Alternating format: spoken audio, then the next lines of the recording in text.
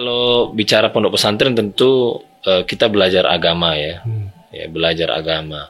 Tapi di luar dari agama ada 3 yang penting yang saya amati, apa yang saya pelajari. Yang bahasa Prancis, ya, bahasa Korea, bahasa Arab dan bahasa Inggris. 4 bahasa ya, itu gimana caranya Mas menguasai 4 bahasa asing? Begadang.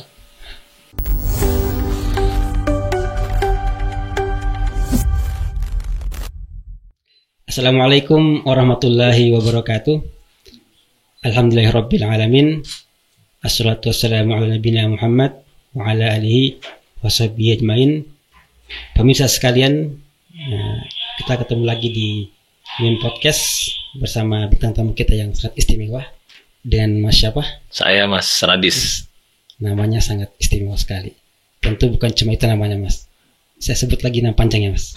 Ya, nama saya Mukradis Hadi Kusuma Jaya. Masya Allah, jamaah sekalian ya, ini luar biasa beliau. Ini pertama kalinya kami pribadi berjumpa dengan Mas Radis di kancah dunia persilatan media maupun secara offline di tempat ini, podcast ini. Sangat menarik ya, beliau sangat istimewa, masih muda, gagah lagi, tapi sudah memberikan banyak manfaat buat masyarakat sekalian, buat negara ini. Apa saja kita cerita nanti. Mas, gimana kabarnya? Ya, sehat. Alhamdulillah. Kalau kabar usahanya selama ini? Alhamdulillah sehat. Jadi kami merintis usaha itu memang niatnya untuk kegiatan ekonomi, kegiatan dakwah dan kegiatan pendidikan. Jadi bisnis ini menopang kegiatan dakwah dan kegiatan pendidikan. Insya Allah. Kan selama ini Mas, pandemi ini ya, kita ketahui banyak sekali bisnis, pengusaha yang berguguran. Mas sendiri bagaimana merasakannya? Ya, pandemi ini semua sektor terpapar. Ya, kami juga merasakan hal yang sama. Cuma yang menariknya, karena kami sebelum pandemi usahanya di sektor pangan. Jadi tentu orang akan makan ya. Jadi orang mungkin di rumah nggak keluar tapi butuh makan. Nah, alhamdulillah strategi bisnis yang kami kembangkan sebelum pandemi waktu itu sektor pangan, dan masuk pandemi malah meledak. Dan ini satu keistimewaan dan satu kesyukuran karena pandemi malah membuat kita berkah. Mas, bagaimana sih triknya? Kok bisa gitu ya di tengah pandemi ini masih eksis bisnisnya? Tapi handle Mas. Sebelum kita ngobrol ke situ, kita awali dengan hal yang ringan dulu. Jadi kita mulai dengan kabarnya kan Mas ini pernah mondok ya? Oke. Tuh, di mana pernah mondok Mas? Saya dulu di Makassar, santri, tepatnya di Pondok Pesantren Imim. Imim. Tahun 99 saya di Pesantren Imim dan selesai di tahun 2005. Masuk sanawiyah, selesai aliyah. Ya, di kota Makassar tentunya. Boleh tahu, ini karena pemirsa belum semua tahu Imim ya, itu bisa dijelaskan sedikit. Imim itu apa sih sebenarnya? Pondok tahfiz atau pondok pesantren apa? Ini didirikan oleh Andi Guruta Haji Fadilurran. Beliau sudah almarhum. Beliau punya spirit untuk membangun peradaban kader santri ya. Dan Imim ini terletak di kota Makassar dan kami banyak dapat pengetahuan ya. Jadi selain ditempa dengan ilmu pengetahuan ya, belajar agama, belajar umum juga, dan belajar karakter juga. Dan saya terus terang aja banyak belajar, banyak ilmu, pengalaman dari pesantren ini. Dan saya berkeyakinan apa yang saya rasakan saat ini itu karena memang saya ditempa dan pernah menjadi santri. Itu yang menarik menurut saya. Selama sekian tahun mondok, apa aja Mas yang dipelajari saat itu? Kalau bicara pondok pesantren tentu kita belajar agama ya, belajar agama. Tapi di luar dari agama ada 3 yang penting yang saya amati, apa yang saya pelajari. Yang pertama, saya sangat merasakan sekali kalau di pondok pesantren itu saya belajar keterampilan, khususnya keterampilan bahasa. Nah, ini yang sangat membantu ya, utamanya ternyata setelah saya masuk ke universitas. Jadi di pondok kami belajar bahasa asing ya, bahasa Arab dan bahasa Inggris. dan ini modal ya. Yang kedua memang kemandirian. Nah, pesantren ini melatih kita untuk mandiri. Dengan kemandirian ini tentu menumbuhkan kepercayaan diri. Nah, kedua hal inilah yang menjadi bekal kita sebagai seorang santri, khususnya saya untuk banyak bisa melakukan kegiatan pasca menjadi santri di pondok pesantren. Seperti apa tuh Mas? Caranya pondok mengajarkan santrinya hidup mandiri? Karena ini pondok diasramakan ya, kita jauh dari orang tua, tentu kita harus mempersiapkan diri. Jadi pertama disiplin ya, mengikuti aturan pesantren ya. Kita juga harus sadar bahwa ada jadwal ya, waktunya masuk sekolah ya, waktunya untuk bermain, waktunya untuk belajar mandiri ya. Ya di situ kita banyak belajar ya. Kita mulai belajar ya mencuci mungkin ya, yang dulu waktu SD kita tidak pernah mencuci sendiri, akhirnya di pondok kita akhirnya belajar untuk mencuci ya, menjemur pakaian ya. Tidak hanya itu, ternyata di pondok itu mengajarkan kita untuk ini mengatur waktu itu ya, karena tentu di pondok itu kan sudah ada jamnya, jam makan kapan, jam upacara, jam masuk sekolah ya, break ngapain ya, kemudian setelah itu sore berolahraga, malam ada belajar berkelompok, malam setelah belajar berkelompok kita ada belajar bahasa ya. Nah, dengan rutinitas yang sangat padat ini tentu kan kita harus jaga kesehatan, jaga makan ya, tidak boleh stamina diforsir untuk itu. Jadi harus tahu nih kapan waktu yang terbaik. Nah, pesantren ini mengajar kita manajemen waktu. Ya, ternyata pelajarannya adalah waktu itu penting untuk dikelola. Kalau kita berhasil kelola, hasil dari apa yang kita lakukan itu bisa lebih terarah gitu ya. Tapi saya tidak mendengar satu kalimat pun bahwasanya di pondok itu diajarkan tentang bisnis ya. Bisnis itu terus terang saya memang nggak belajar apa-apa tentang. Saya nggak dapat bisnis di pesantren. Saya hanya dapat kalau pesantren itu kan keunikannya adalah kita itu disiplin waktu ya, belajar pengetahuan ya, punya banyak teman karena isi pondok itu banyak seluruh Indonesia ya, jadi tentu ada jaringan ya, kemana-mana gitu ya. Kemudian pengambilan keputusan ya. Jadi sebenarnya kalau cerita bisnis, saya pesantren itu mengajarkan tapi bukan teori bisnisnya, tapi bagaimana berbisnisnya. Contoh mengambil keputusan yang cepat, tepat gitu ya. Kemudian yang kedua membangun jaringan ya, cara berbicara, komunikasi yang persuasif, komunikasi yang bagus gitu ya. Saya pikir itu instrumen ya, tapi kalau kegiatan bisnisnya saya tidak belajar. Tapi instrumen dalam berbisnisnya, itu saya dapat di pondok. Saya harus akui itu. Pesantren memberikan saya pengetahuan dan skill untuk bisa masuk ke dunia bisnis. Saat kita lanjutkan ya. Tadi terakhir itu cerita saja bahwasanya di pondok bisa dikatakan tidak ada teori bisnis itu Ustaz ya.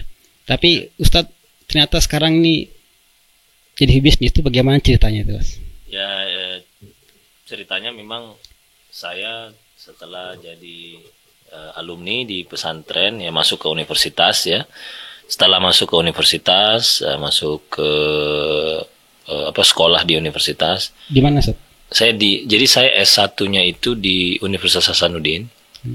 Cuman memang semester 2 itu saya berangkat ke Korea ya untuk sandwich program. Habis itu saya kembali dan saya selesaikan di Unhas.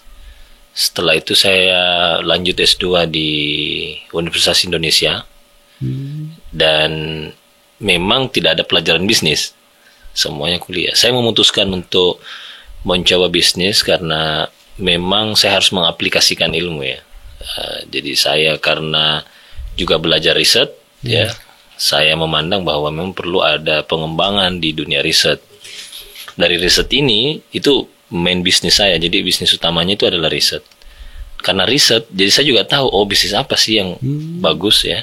Bisnis apa sih yang aplikatif dan tentu bisnis yang kira-kira ini untung nih ya itu. Nah dari situ saya belajar bahwa hasil riset ini saya butuhkan untuk mengembangkan dan membuat suatu bisnis. Jadi sebenarnya bisnis utamanya riset. Jadi data yang kita kasih ke klien gitu ya. khususnya strateginya. Setelah itu kita juga meriset apa sih bisnis yang bisa kita kembangkan, dan itu berkorelasi lah. Tadi lulus dari pondok itu tahun Saya lulus tahun 2005. 2005. Ya, Kemudian langsung ke Universitas Hasanuddin. ya 2005 saya ke Universitas Hasanuddin. Nah, di UNAS itu ambil jurusan apa? Saya hubungan internasional. Ya, hubungan internasional, ilmu hubungan internasional. Ya itu selesai. Saya S2 di UI, UI-nya ngambilnya kajian Amerika. Tapi ada cerita Ustadz ke Amerika juga kuliah. Saya ke Amerika itu justru di pondok. Nah, itu bagaimana Ustadz? Jadi ada program waktu itu, program Indonesia Youth Leadership Program. Jadi Kementerian Luar Negeri dan Kementerian Pertahanan Amerika itu memberikan beasiswa kepada pimpinan-pimpinan organisasi kesiswaan di Indonesia untuk diberangkatkan ke Amerika. Jadi belajar demokrasi, belajar kepemimpinan, ya, soft skill, ya, kemudian melihat potret tentang perkembangan demokrasi di Amerika. Dan alhamdulillah saya diberikan kesempatan setelah tes, ya, lulus dan diberangkatkan ke Amerika. Nah, setelah itu pulang saya selesaikan di pesantren. Setelah itu saya masuk ke universitas, ya. Di universitas juga semester 2 saya berangkat ke Korea. Jadi sebenarnya dalam studi saya itu, di tengah studi itu saya ada kegiatan ke luar negeri gitu. Sebentar, waktu di pondok itu kenapa Mas Radis yang dipilih untuk ke Amerika? Saya tidak tahu ya, tapi pada intinya memang seleksi umum, ya, kita tes, ada wawancara, kita lulus, ya. Tapi mungkin karena saya juga waktu itu di pesantren saya ketua OSIS. Saya ketua OSIS. Tahun jadi berapa itu? Tahun 2003 ya saya ketua OSIS, ya. Saya berangkatnya 2004 ke Amerika. Jadi pasca selesai, alhamdulillah, itu pulang dari Amerika itu banyak merubah cara pandang saya. Khususnya, ya, khususnya soal kemandirian, ya, soal membuka wawasan, ya, soal pengambilan keputusan, soal ada banyak ternyata di dunia ini yang belum selesai kita pelajari. Ternyata dunia ini luas, ya, dunia ini banyak yang kita bisa petik, banyak yang kita bisa dalami gitu. Itulah kenapa setelah pulang dari Amerika saya merasa saya haus akan ilmu, saya butuh lagi, ada sesuatu yang harus kita pelajari, harus ada sesuatu yang kita pelajari. Dan itu ternyata berdampak positif bagi saya, ya. Dan itu menurut saya salah satu dorongan saya supaya saya bisa terus belajar dan terus mengembangkan diri. Banyak pelajar, ya, atau mahasiswa yang sepulang dari Amerika itu biasanya pemikirannya berubah, terutama terkait pemikiran keagamaan. Ya memang kalau bicara perubahan itu tergantung, ya. Tapi kalau kita ini karena memang sudah berangkatnya juga setelah kita juga banyak belajar agama, jadi memang kembali juga tidak banyak pengaruh, ya. Yang kedua juga interaksi di luar negeri juga bukan interaksi agama. Ya, interaksi kita ini interaksi melihat sisi lain dalam program kepemimpinan, ya, bagaimana pengambilan keputusan, lebih ke soft skill sebenarnya. Jadi bukan merubah mindset sebenarnya. Jadi dia lebih bagaimana memperkuat kekuatan kita dalam kepribadian, gitu, ya, mengambil keputusan, sikap-sikap seorang pemimpin, gitu, ya, bagaimana melihat perkembangan kepemimpinan di luar negeri. Seperti itu sebenarnya. Berarti ini perlu ditegaskan, maksudnya kan banyak, ya, pelajar itu tiba-tiba jadi liberal. Enggak gitu. Juga enggak sih. Di program saya enggak seperti itu, dan kita juga tidak bahasa saya, dia tidak kesana dalam rangka melakukan atau mengkaji satu ideologi, enggak. Kita lebih kepada soft skill. Dan itu menurut saya yang akhirnya menjadi modal saya menjadi seorang pebisnis. Pebisnis itu harus punya mental baja, ya, harus punya insting dalam melihat peluang, dan harus punya kalkulasi yang sangat rigid. Dan saya pikir ini saya dapatkan dari pengalaman termasuk waktu ada di Amerika. Nah, itu belajarnya di mana, Mas, bisnis itu? Tentu jadi bisnis itu sebenarnya kalau bagi saya ya, kurikulum entrepreneur atau bisnis itu mestinya memang masuk dalam kurikulum pendidikan kita sejak sekolah tingkat atas ya, atau SMA lah. Kenapa? Karena bangsa lain misalnya, entrepreneur ini sudah menjadi satu bagian yang holistik ya, satu kesatuan dengan pendidikan formal. Jadi orang setelah masuk ke universitas, pikirannya itu bagaimana dia mencetak produk, bagaimana dia bisa membangun suatu skema ya bisnis yang kira-kira punya impact bagi dirinya dan orang lain. Jadi bagaimana dia bisa membaca pasar gitu. Nah, saya setelah sekolah, saya baru sadari itu setelah saya selesai S2. Bahwa ternyata kita ini butuh, kita tidak sekedar belajar ya, harus ada praktek ya, lebih praktis untuk mendapatkan suatu pemasukan yang kita create sendiri. Nah, saya pikir pengalaman hidup sih ya, dari sekolah, dari kuliah tadi, kemudian beberapa kali keluar negeri, itu mungkin yang memberikan saya pandangan. Oh, kita harus bisnis. Dan kalau orang seperti saya memang sangat senang sih sebenarnya. Jadi punya bisnis ya, kemudian bisa menulis ya, kemudian bisa jadi pembicara ya. Jadi bisnis ini menopang aktivitas atau hobi-hobi kita gitu. Artinya betul-betul menjadi seorang pebisnis itu setelah S2 Mas. Tahun berapa itu? Setelah S2. 2012 saya ingat sekali setelah itu. Di Jakarta, di UI, Universitas Indonesia.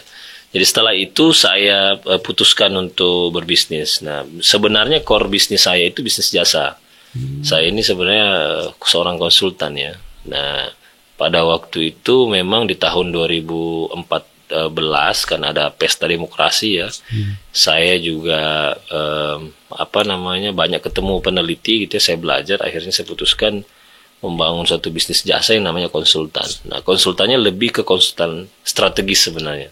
Jadi bagaimana branding ya, bagaimana membungkus, mengemas ya, kemasan orang yang bisa layak diterima masyarakat dalam kontestasi politik ya. Jadi, tapi bukan di politiknya yang kami masuki, tapi kita lebih di strateginya. Jadi bisnis saya ini core-nya di strateginya.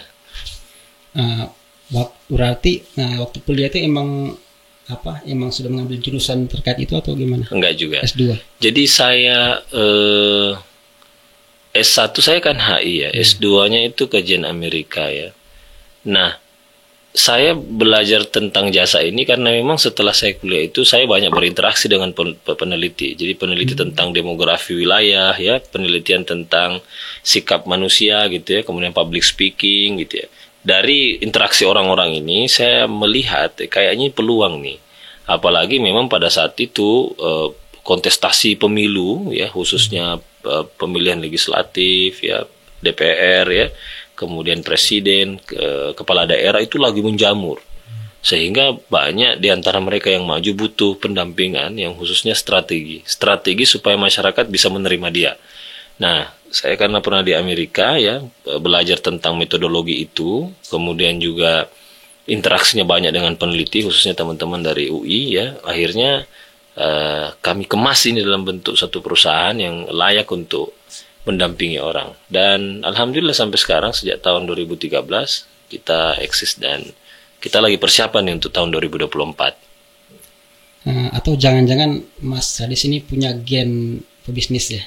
Saya begitu ya, jemaah ya. Ini menarik. Memang sih kalau dilihat saya di keluarga dari bapak itu memang ada rata-rata itu pebisnis ya. Bapak saya orang Sengkang ya di Sulawesi Selatan, rata-rata pebisnis. Tapi bapak saya itu bukan pebisnis, dia pegawai. Ibu saya itu tidak ada juga background bisnis di belakangnya. Mereka ini semuanya pendidik gitu ya, atau pegawai ya, PNS. Dan hampir tidak ada kayaknya pebisnis di dekat-dekat saya. Mungkin ya kalau kakek nenek saya terdahulu mereka pebisnis. Jadi kalau bagi saya pebisnis itu bukan karena salah satunya kita ada genetika dulu ada keluarga jadi pebisnis, bukan. Tapi memang karena kita melihat peluang bahwa dengan bisnis kita bisa mencetak sesuatu. Kita berselancar gitu untuk mencoba. Karena saya tipikal orang yang suka memacu adrenalin. Jadi kira-kira ini menarik kalau saya bikin begini, penerimaan pasar seperti apa, dan kira-kira pasar akan melakukan apa gitu. Jadi saya suka seperti itu. Jadi karena suka menganalisa itu, akhirnya itu bisa menjadi satu bagian yang menghasilkan sesuatu ya. Misalnya saya buat jasa, saya buat produk gitu ya. Dan sampai sekarang, ya alhamdulillah inilah yang menjadi penopang kehidupan kami ya, dari hasil bisnis. Nah, jamaah jadi ingat ya, catat baik-baik bahwasanya untuk menjadi seorang pebisnis tuh gak mesti punya apa istilahnya gen pebisnis ya. Ya. Ini penting. Apalagi sekarang nih saat bulan ini kan kita peringati sebagai Hari Santri Nasional ya. Betul. Tepatnya tanggal 22 bulan 10 kemarin. Nah, ini menarik juga nih karena Mas Radis ini seorang santri tapi beliau sukses menjadi seorang pengusaha. Apa harapan Mas Radis terkait dengan Hari Santri ini? Saya harap santri tetap eksis dalam berdakwah. Santri itu berada di depan, ya, memancing perubahan, ya, menciptakan peradaban. Dan kita para santri harus mempersiapkan diri di tengah perubahan situasi global dan nasional. Harus santri mengambil peran, dan santri harus memiliki 3 prinsip. Prinsip yang pertama, megang teguh nilai-nilai, ya, nilai-nilai, pandangan, haluan tentang Islam. Apalagi mungkin di Hidayatullah harus memegang nilai-nilai dari Hidayatullah. Yang kedua, santri itu harus punya kemampuan untuk membangun ekonomi secara mandiri. Karena dengan ekonomi yang kuat, santri bisa berbuat banyak. Ya, jangan hanya sekedar dakwah, tapi santri harus punya intuisi bisnis, sehingga bisnis ini menopang kegiatan dakwah dia. Ya, dan yang terakhir, santri harus masuk dalam konstelasi politik nasional maupun global. Harus mengambil peran, harus duduk di parlemen, dan harus duduk di eksekutif. Supaya apa? Ada suara santri di dalam. Mantap, saudara. Nah, ini pas banget ya. Tema Hari Santri tahun ini adalah Santri Siaga Jiwa Raga. Iya. Ini kalau boleh Mas Radis merefleksikan ya, tema ini kaitannya dengan pondok pesantren dan ketahanan ekonomi umat saat ini. Iya. Apalagi khususnya di Hidayatul Ummul Qura ini ya. Bagaimana Mas Radis merefleksikan tema tersebut? Pesantren yang menjadi naungan dari santri itu adalah pusat dari peradaban. Dia menciptakan kader, pesantren menciptakan nilai, dan pesantren mencoba membangun suatu peradaban yang apa ya, yang memiliki jangkauan yang sangat luas.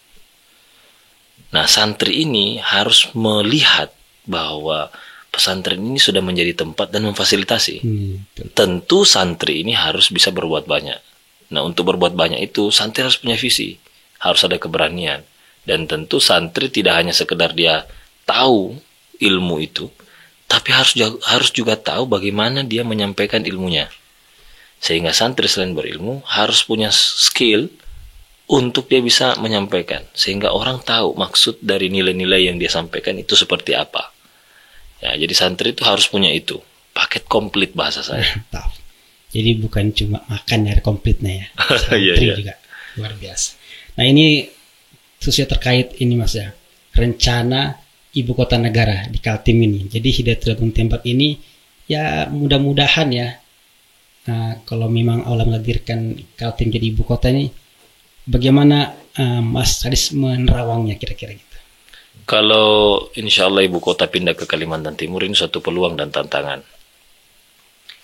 Peluangnya tentu bagi Hidayatullah, pondok pesantren terbesar di Kalimantan Timur ini, harus melihat ya, pertama akan terjadi peningkatan ekonomi. Kemudian yang kedua akan terjadi kedatangan banyak orang, populasi bertambah ya. Yang ketiga juga kebutuhan akan meningkat. Dan yang keempat, muncul ekosistem budaya. Itu peluang yang harus kita tangkap. Ya, karena kita bisa dakwanya lebih matang lagi ya, kita bisa masuk ya. Kita bisa berdakwah di situ. Santri juga bisa banyak terlibat aktif ya. Kemudian santri akan punya ruang untuk beraktualisasi diri. Nah, tantangannya kita dengan menjadi ibu kota baru, tantangannya tentu kita harus mempersiapkan diri. Karena ini bukan sekedar pindahnya ibu kota provinsi, tapi ini ibu kota negara. Karena dia ibu kota negara, berarti yang muncul adalah datangnya banyak orang, tidak hanya dari orang-orang yang selama ini berkutat di ibu kota, tapi juga dari luar negeri. Tamu negara juga akan datang ke Kalimantan Timur. Sehingga tantangan bagi kita perbaikan SDM tentu ya. Karena dengan peningkatan SDM, kita bisa banyak berperan serta. Kalau tidak cakap dalam peningkatan SDM, kita tidak ada peluang untuk bisa berkontribusi. Nah, salah satunya dalam SDM ini ada dua ya. Pertama, pengetahuan yang luas. Yang kedua, skill dalam bahasa. Bahasa ini penting, utamanya bahasa China ya. Sekarang China dengan populasi penduduk yang sangat besar, dia banyak melakukan kegiatan ekonomi secara ekspansif gitu ya. Nah, kita harus tahu bahasanya. Kalau kita dagang dengan mereka tidak tahu menggunakan bahasanya, tentu menjadi masalah ya. Yang kedua bahasa Inggris, yang ketiga bahasa Arab tentu, dan bahasa Prancis. Dan ini menurut saya harus kita lakukan. Dan peluang tantangan yang lain tentu adalah bagaimana kita mengoptimalkan ya, pondok pesantren ini untuk menerima orang-orang dengan budaya yang berbeda. Jadi kita harus tetap menjaga kitoh ya. Hidayatullah menjaga kitoh, value-nya dipertahankan sehingga kita ini punya memang punya value sendiri yang khas ya, dan memang mampu memberikan solusi. Gitu. Itu saya pikir ya, peluang dan tantangan ketika Hidayatullah berada di suatu tempat yang namanya ibu kota baru. Tadi disebut value. Apa sih Mas value? Mungkin jamaah mungkin penasaran ya. Value itu bagi saya adalah nilai. Nilai itu adalah prinsip atau pandangan yang menjadi pijakan kita untuk bergerak. Kalau value Hidayatullah misalnya dalam nuansa dakwah misalnya, dakwah yang bersahabat ya, dakwah yang mengedepankan prinsip-prinsip humanis misalnya ya, dan mengembangkan jaringan pengembangan Islam, itu menjadi nilainya gitu loh. Dan ini tidak boleh hilang. Jadi seorang santri yang lulus dari Hidayatullah menurut pandangan saya adalah seorang santri yang mampu membaca ini. Dia bergerak, memiliki pandangan dakwah. Selain itu dia punya kapasitas bahasa, dia punya skill, dia punya mampu membaca intuisi bisnis, ya, melihat lapangan apa yang terjadi gitu. Sehingga dia bisa berkontribusi positif dengan membawa nilai-nilai Hidayatullah tentunya. Nah, jamaah perlu diketahui bahwasanya Mas Sadis ini saat ini berada di kampus Hidayatullah Ummul Qura Gunung Tembak, Kota Balikpapan. Beliau kurang lebih 3 hari bertahan di sini, Mas. Nah, Masya Allah, beliau baik memberikan spirit buat para jamaah di sini. Nah, tentu selama kurang lebih 3 hari keliling kampus Gunung Tembak yang luasnya lebih dari 138 hektar ini, Mas, apa kira-kira potensi yang bisa dikembangkan, bisa dibangun terkait ekonomi umat? Saya pernah ke kampung Muslim di Amerika. Kalau Hidayatullah luasnya 138 hektar. Kalau di sana, tepatnya di satu kota yang namanya Virginia, itu juga ada kampung Muslim. Luasnya juga besar ya. Menariknya di dalam juga banyak aktivitas ekonomi, banyak aktivitas dakwah juga ya, di perkampungan Muslim Virginia itu. Nah, di Hidayatullah ini fantastis menurut saya. Takjub saya. Ketika masuk saya lihat masjid yang sangat besar, megah menyambut kita. Hati kita langsung tenang. Yang melihat masjid megah gitu ya.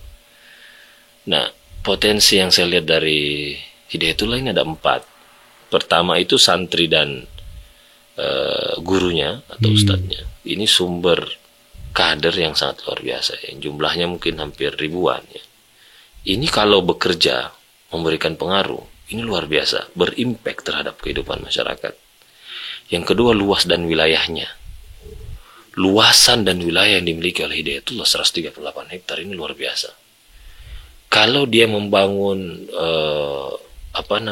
bangunan pendidikan, saya pikir itu fantastis dengan lahan sebesar ini. Tapi lebih fantastis lagi kalau dia bisa membangun lahan ekonomi. Ya, saya malah punya usul yang sangat unik. Mungkin bisa saja ini pesantren Hidayatullah punya lapangan golf syar'i. Sebentar Mas, bisa diulang lapangan apa Mas? Lapangan golf syar'i. Lapangan golf syar'i, Masya Allah. Baru dengar saya di podcast ini ya. Lapangan golf syar'i itu kenapa? Karena selama ini kan ada lapangan golf konvensional ya, yang kita tahu ada ini, ada kayak ada apa dan sebagainya ya. Kalau kita lapangan golf syar'i, maka kita mungkin bisa berdiplomasi ya dengan banyak tamu ya, banyak, kalau dia jadi ibu kota negara banyak tamu dari luar datang gitu ya, sambil dia main golf, cerita tentang agama dan sebagainya. Dan saya pikir ini harus kita dekatkan. Ini fakta, ini industri bisnis yang bisa mendatangkan banyak orang untuk melihat pondok pesantren itu. Ini menarik menurut saya. Selain itu mungkin bangunan ekonomi yang bisa menopang kegiatan pendidikan. Ya, khususnya misalnya kebutuhan dari manusia-manusia yang sekolah atau santri kita yang sekolah. Misalnya mau makan dia butuh beras ya. Maka bangunlah pertanian, ya, bangunlah ketahanan pangan gitu ya. Yang kedua daging, ada sumber makan santri itu kan ada daging. Kita bisa buat peternakan kambing. Ya, karena luasnya lahan bisa dipetak itu, kambing di sini, sapi di mana gitu ya. Nah, sisa bagaimana caranya mengawinkan ya, karena kita tahu membangun bangunan ekonomi ini kan tidak murah ya. Harus punya anggaran dan modal. Nah, sekarang eranya era kolaborasi ya, era kerjasama ya, era ngetim gitu ya, bahasa saya ngetim. Nah, Hidayatullah bisa bekerja sama dengan siapa saja, terbuka dengan menitik beratkan unsur profesionalitas dengan tidak meninggalkan value ya, value yang dimiliki oleh Hidayatullah. Saya pikir ini menarik lah. Nah, ini ada yang belakangan ini yang sangat populer ya, Santripreneur. Ya. Itu mungkin Mas tentu sudah paham ini. Kira-kira apa pengertian itu Mas? Santripreneur itu mendorong santri untuk belajar bagaimana menciptakan peluang usaha. Tapi itu tidak bisa jalan kalau santripreneur itu tidak dimasukkan dalam kurikulum. Dia bisa sinergi kalau dia masuk dalam unsur kurikulum. Jadi kurikulum kita juga melibatkan atau memberikan pelajaran dan materi tentang entrepreneurship. Jangan santri itu hanya keluar menjadi pendakwa saja, menjadi alim. Kalau bisa keluar itu menjadi at-tajir. Jadi santripreneur menurut saya harus holistik, harus satu kesatuan dengan kurikulum, sehingga santri ini terukur, bisa dibaca, bisa diuji gitu ya, sehingga dia bisa mencetak produk, peluang usaha. Dan saya pikir kalau ini bisa dilakukan luar biasa. Potensi pasar santri ini gila. Besar ya, banyak, dan kita harus lakukan itu. Ini belum terlambat. Nah, ini kita dari tadi ngomong bisnis ya, tapi belum ada sedikit perkenalan Mas Radis ini. Bisnisnya apa ya sekarang sih? Dengar banyak ya, ada dari... Ya, kalau bisnis saya sih sebenarnya itu konsultan ya. Saya konsultan strategis ya. Di sini juga kita ada konsultan bisnis ya. Jadi saya sebenarnya core-nya lebih ke jasa ya. Tapi dengar-dengar punya usaha. Ya, kalau itu kita punya industri pangan ya. Kita punya industri pangan. Di dalamnya ada di Jawa Tengah. Jadi kita ada pabrik beras. Kita mencoba lakukan itu karena hasil risetnya memang kebutuhan selama pandemi ini adalah kebutuhan pokok. Sehingga kita melakukan itu. Nah, malah sekarang ini kita mencoba bagaimana mendigitalisasi ya, supaya stok-stok pangan ini bisa dibelanja lewat media sosial, lewat website gitu ya. Selain beras apa lagi? Kalau selain itu kita sekarang lagi ada toko buah, ya, toko buah yang sumbernya dari teman-teman petani buah ya. Kita beri nama toko itu Toko Mentari. Di mana itu? Itu di Jakarta. Jadi di Jakarta kita buat toko namanya Toko Mentari. Kita jual buah memang yang datang di pagi hari. Jadi seperti makanya namanya Mentari. Ya? Betul. Jadi harapan kita jualan harganya tidak begitu mahal. Ya, dia yang penting bisa diserap gitu ya. Yang kedua memang kita mencoba membeli hasil panen buah dari teman-teman yang memiliki kebun buah di sekitar kota Jakarta. Gitu. Ini konon Mas, konon katanya setiap pengusaha itu pernah rugi. Tapi saya pernah dengar Mas Sadis mengatakan kalau bisnis jangan rugi. Bagaimana tuh Mas? Jadi kalau rugi tentu semua pengusaha pernah merasakan itu. Kalau nggak rugi itu kan tentu nggak ada namanya nggak ada cerita pertama ya. Yang kedua juga kan try dan error itu kan kita tidak tahu. Saya juga sebenarnya misalnya biasanya kita jualan misalnya di Jawa Tengah misalnya. Di sana untung mungkin. Tapi ketika kita bergeser jualannya ke Jakarta, jadi rugi. Pernah itu Mas? Pernah. Kita pernah rugi ratusan juta ya. Dan akhirnya kita ngambil sikap bahwa nggak bisa ini digeser dari Jawa Tengah ke Jakarta. Kenapa? Karena penerimaannya lambat. Nah, harus mengganti tema, harus mengganti produk. Produknya kita ganti menjadi buah. Makanya di Jakarta kita buat toko mentari itu. Harapannya besok toko mentari ini bisa menyediakan dan menyuplai buah-buah segar di pagi hari bagi masyarakat yang membutuhkan. Karena memang buah ini ya selain sehat ya, kedua juga jadi kebutuhan di tengah pandemi. Masya Allah. Mas sebagai seorang pengusaha tentu pengen keluarga, anak istri juga paling tidak punya gairah yang sama. Ya. Bagaimana caranya menerapkannya Mas? Ya kalau saya sebenarnya anak-anak ini kita latih kemandirian. Keputusan menjadi pebisnis itu keputusan dari anak-anak ya. Jadi kalau saya sekarang sebagai orang tua itu menanamkan value nilai, ya, memberikan pengetahuan dan skill. Dia bisa memilih. Tapi harapan saya sih sebenarnya anak-anak ini jadi pengusaha. Tapi kalau dari nilai dan karakter yang dia dapat itu bisa membuat dia menjadi seorang pemimpin, kenapa tidak? Jadi pada intinya memang ekonomi ini penting karena ekonomi menopang ya untuk kegiatan yang banyak hal gitu ya. Mas tadi sempat jenguk bahasa ya. Ngomong-ngomong Mas kuasai berapa bahasa? Nah, bahasa Prancis, ya, bahasa Korea, bahasa Arab dan bahasa Inggris. 4 bahasa ya. Itu gimana caranya Mas menguasai 4 bahasa asing? Begadang, ya, menulis, ya, dan terus baca, ya, dan mempraktekkan. Jadi harus mempraktekkan begadang ya. Ya, harus pegang kosakatanya, harus ada catatannya, ada bukunya dipegang. Itu diapain tuh buku itu? Dibaca. Itu berapa lama Mas menguasai 4 bahasa ini? Ya sebenarnya karena kita juga keluar negeri, setiap keluar negeri di daerah itu kan kita harus belajar ya. Kalau bahasa Arab tentu di pesantren ya, karena di pesantren cukup lama 6 tahun ya tentu basic bahasa Arab ini kita pasti tahu. Nah, tapi cara untuk menghafal dan melakoninya, yaitu tadi, begadang dan menserusinya, ya, dibaca, dicatat, sehingga kita bisa hafal. Dan harus dipaksa. Ini mungkin yang agak terakhir. Ya. Tentu banyak yang paling berkesan yang Mas alami selama hidup.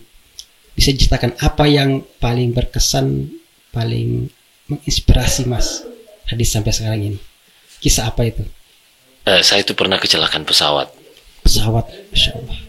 Tahun 2006 itu saya ada perjalanan bersama, saya dulu tergabung dalam grup nasyid, namanya grup nasyid Kelana. Ya. Pembimbing kami namanya Ustadz Muhammadiyah. Kami waktu itu ada perjalanan ke Malaysia. Dan sepulang dari Malaysia kami naik suatu pesawat, ya, saya tidak perlu sebut nama pesawatnya, tapi kami hard landing di Surabaya. Pesawatnya patah ya, bannya kempes dan agak sedikit terbelah dan percikan api. Seketika Allah menurunkan hujan sederas-derasnya, satu pesawat aman, tidak terjadi kebakaran. Dan itu yang menurut saya paling selalu terngiang. Makanya saya terus terang aja naik pesawat itu trauma. Tetapi dari situ saya rasakan bahwa Allah itu ada. Kalau nggak ada Allah pada waktu itu, maka saya sudah tiada. Makanya hidup ini adalah hidup saya yang kedua. Saya harus hidup yang kedua, Mas. Iya. Jadi saya harus banyak berbuat baik, ya, harus meningkatkan kapasitas dan lebih bermanfaat bagi agama, bangsa dan negara. Masya Allah. Pemirsa ya, kita sudah cukup banyak mengambil hikmah dari Mas Sadis ini. Sayangnya Mas pengen berpanjang lebar, tapi kesempatan kali ini Tacu kondisi ini. Karena beliau setelah ini pemirsa harus mengisi tempat lain lagi. Ya. Nah, tadi katanya 4 bahasa, Mas. Saya minta sebagai closing menyampaikan salam ke pemirsa menggunakan 4 bahasa. Silakan Mas Malik kamera. Thank you very much. Bonjour. Kamin talafuh. Syukran kasir. Kemudian annyeonghaseyo. Thank you. Kita closing dengan Assalamualaikum warahmatullahi wabarakatuh.